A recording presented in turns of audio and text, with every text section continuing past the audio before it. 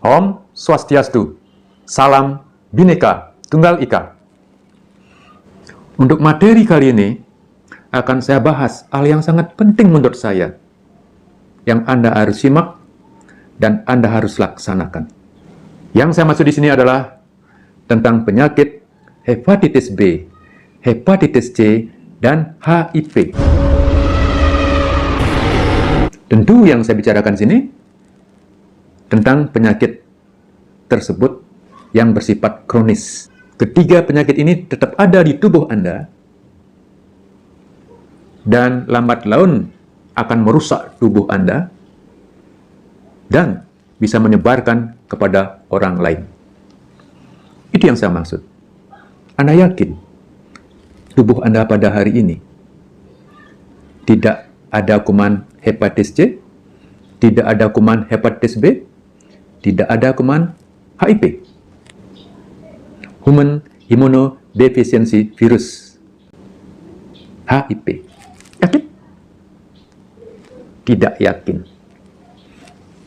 Kemungkinan besar itu bisa ada di dalam tubuh Anda, yang akan menggerogoti tubuh Anda, dan pada akhirnya akan terjadi bom waktu untuk Anda. Sangat berbahaya. Kalau sudah bom waktu, habis. Tidak bisa diselamatkan. Fatal. Hanya nunggu waktu. 3 bulan sampai 6 bulan, out. Saya tidak menakut-nakuti. Saya tidak menakut-nakuti. Ini fakta. Ini fakta. Maka, berbuatlah dari sekarang. Ceklah. Ketiga penyakit ini, pastikan ada tidaknya di dalam tubuh Anda. Jangan ragu-ragu. Jangan ragu-ragu, sahabatku.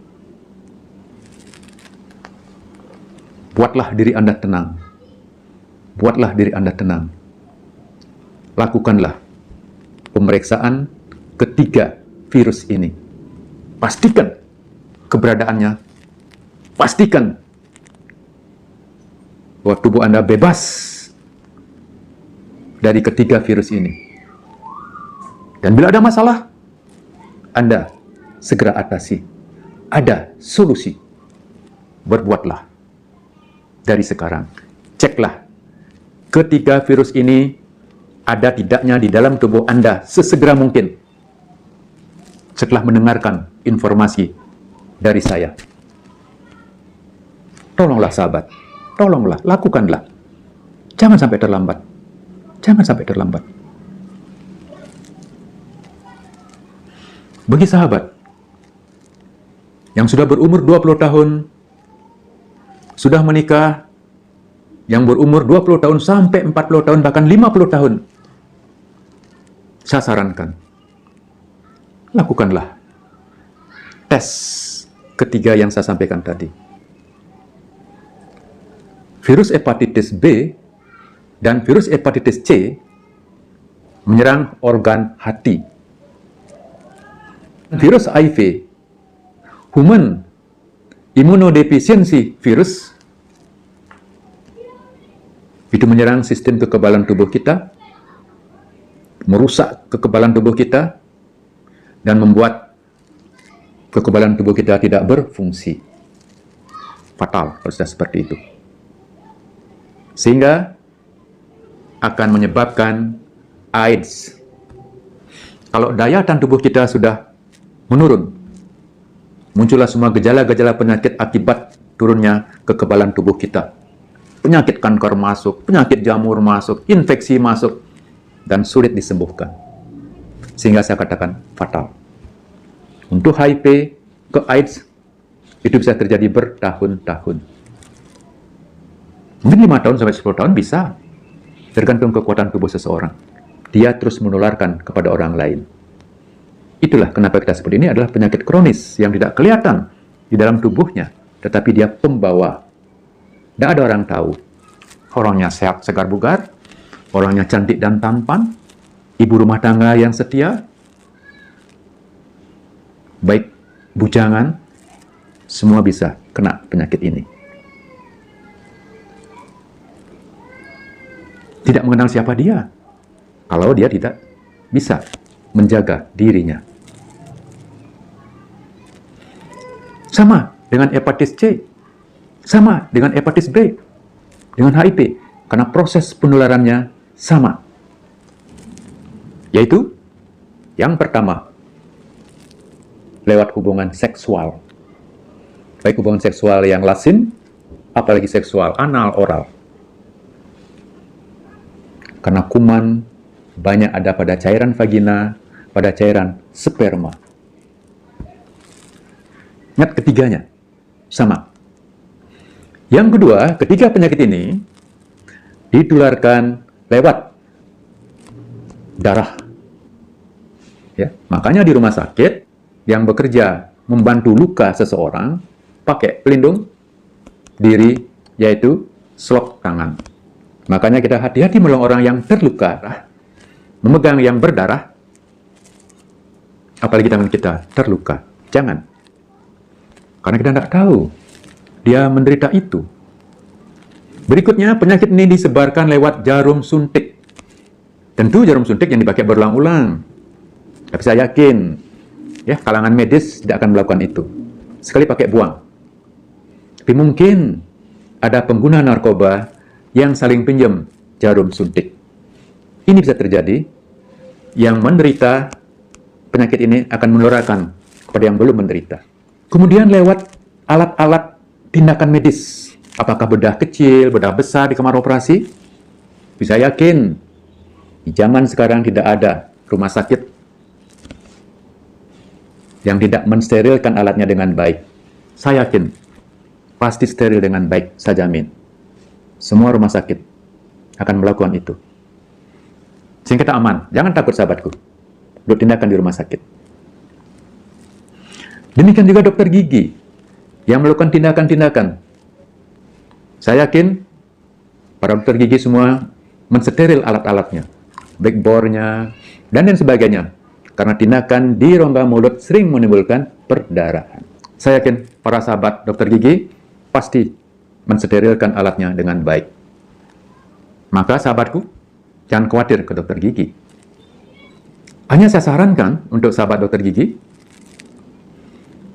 karena tindakan-tindakan di rongga mulut sering berdarah, dan kita menggunakan selalu air kumur, tolonglah, pergunakanlah aqua gelas.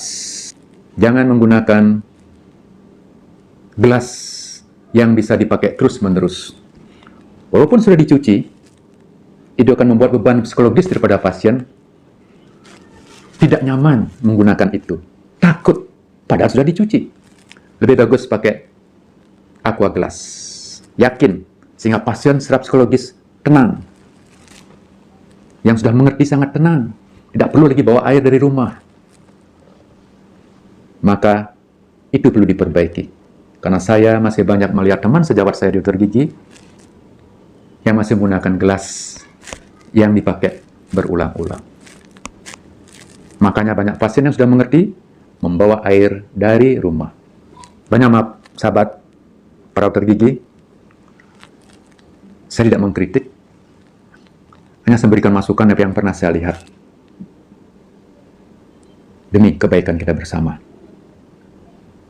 Saya tahu Anda sudah mencuci ya, gelas tersebut, tapi secara psikologis orang yang tahu itu masih berpikir, mungkin dicuci, mungkin tidak dicuci. Lebih bagus pakai aqua gelas. Itu saran saya. Ya.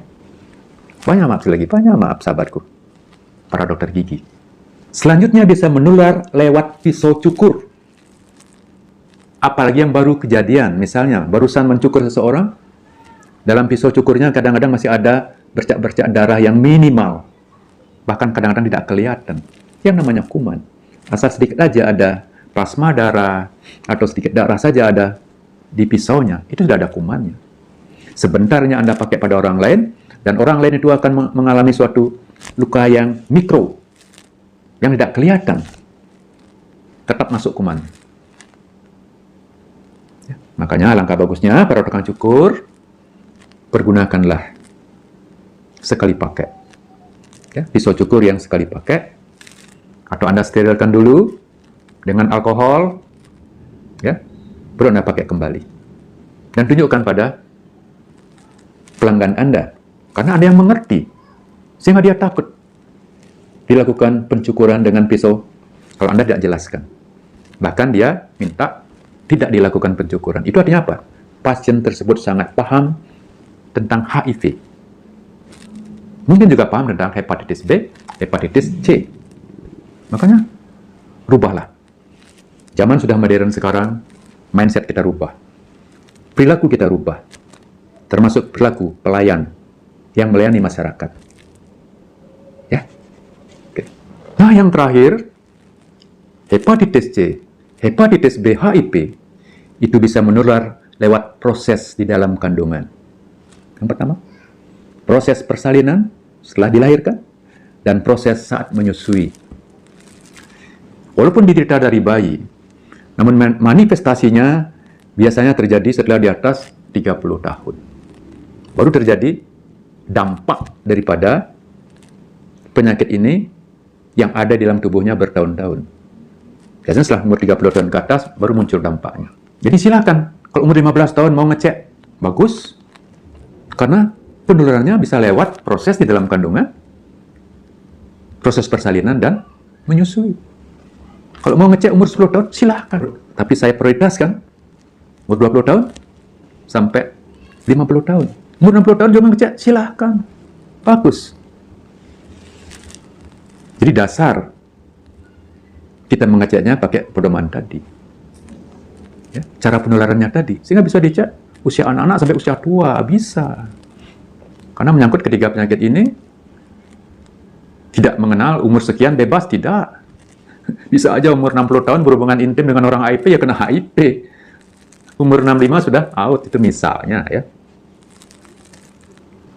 Jadi silahkan Anda memahami, Anda simak maksud daripada penyampaian materi ini saat ini. Bila kita bisa lakukan, periksalah ketiga virus-virus tersebut ada tidaknya di dalam tubuh kita.